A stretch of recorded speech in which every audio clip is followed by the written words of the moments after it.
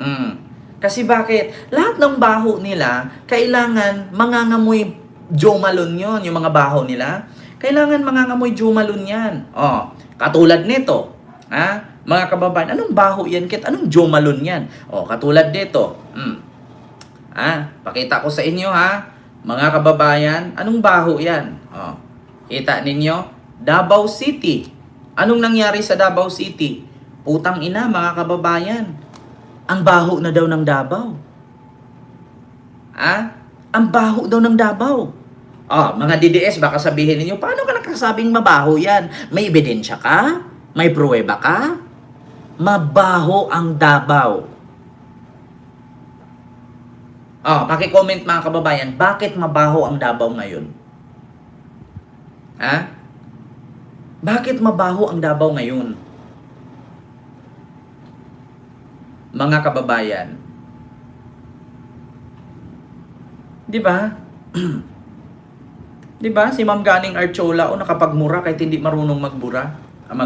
Eto. Pakita ko sa inyo kung bakit mabaho ang Davao.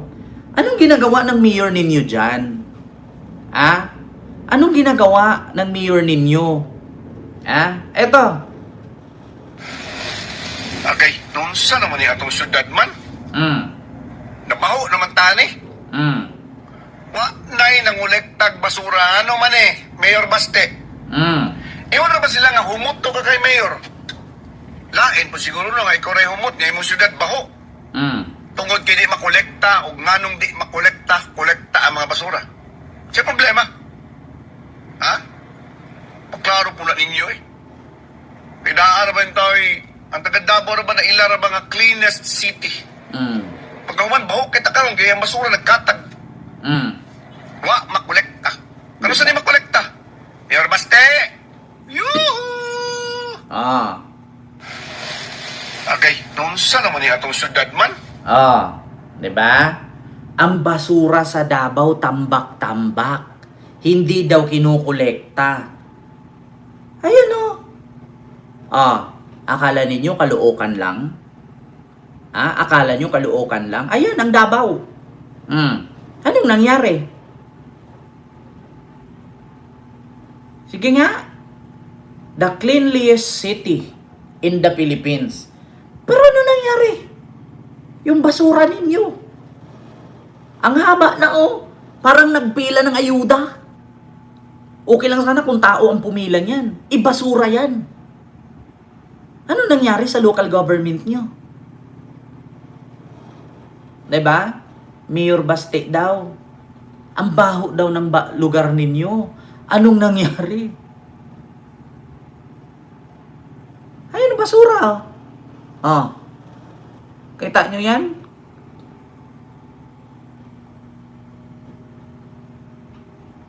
Diba?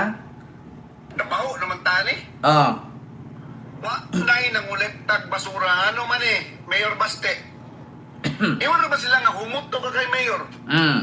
Lain po siguro na nga ikaw rin humot nga imong syudad baho. Tungod kay di makolekta o nganong di makolekta ang mga basura. Siya problema? Paklaro po na ninyo Pidaan ba yung tao ang taga-Davao ba na ilara ba nga cleanest city? Nako, kuya. Baho kita karon kaya ang basura nagkatag. Naku kuya, baka ihantingin ka niyan. Ano sa di makolekta? Mayor Baste! Nako. Yuhu! Nako. Okay, nunsa naman ni atong syudad man? Nako kuya. Nako. Diyos ko sa'yo. Papahanap ka niyan tapos makikipag-boxing sa'yo yan. Pag hinamon ka ni Basti ng suntukan kuya, nako, paypay ka talaga. Payat mo pa naman. Nako kuya. Wala. Ang bango-bango mo daw, Mayor Baste, pero yung syudad mo, ang baho daw, tambak ang basura. Kita mo yan? Ano? Kuya, laka. Pag hinamon ka ni Basti ng suntukan, naku, nakita mo, lilipad ng Singapore yan. Laka, kuya. Akala ko ba parang Singapore ang Davao? Anyari? Bakit yung basura tambak? Anong nangyari dito? Ala. Hindi daw nagtatrabaho si PBBM. Ha? Unsay nahitabo sa atong syudad. Daghan kong basurahan ni agian gatapok samot diri sa among lugar sa Tigato 8. Ha?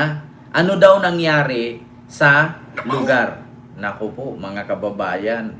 Ha? Diyos mio Nabaho marimar. naman tani. O, sige nga, hanapin natin sa TikTok yan. Putragis, anong nangyari? Ha? Davao. Tambak. Basura. Yan, Davao City. Naku po, mga kababayan. Ha? The view is something like everything. O nag-iskot naman tagplat. Saan ba? Hello mga kaibigan. Ayan, o. Ayan. Binaha pa. Nung binaha, ang basura. Ayan. Nagkalat. Ayan na. Patunay. Akala ko ba Cleanliest City? Akala ko ba Cleanliest City yan? Diba? Sinibak na sa pwesto.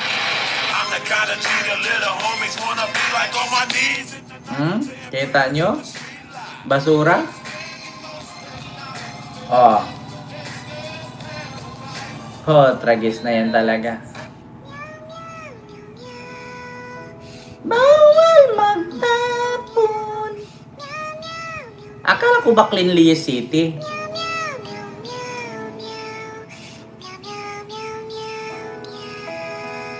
Kita mo? Meow, meow, meow, meow. Isang residential area sa barangay Buhangin, Davao City na nagpistulang dump site dahil sa sangkaterbang basura ang nilinis ng mga volunteer ng Sunshine Philippines Movement sa ilalim po ng Kalinisan Tatag ng Bayan na inisyatibo ni Pastor Apollo C. Kibuloy. Diba? Si Narito Kibuloy balita pa ang ni Christine nagpalinis. Lebico. Oh. Malinis na pamayanan ang susi sa mas maginhawa at masayang komunidad. Ito marahil ang pinakaaasam-asam ng bawat mamamayang naninirahan sa kada purok at sa alinmang sulok ng barangay. Gaya na lamang ni Mary Joy, na isang ina ng kanyang 3 maliliit na anak. Importante para sa kanya ang kalusugan ng mga bata. Excuse me, what are you doing? Ayaw ko nang ituloy kasi baka makapiright pa ako. SMA na yun eh. Nako, ayan na nga mga kababayan, yung baho daw. Baho, yoo! Baho daw, yoo! Ala, Diyos siyo marimar. Yan nga. Ha? Nango, nanga, nangi, nangu. Patay kang bata ka.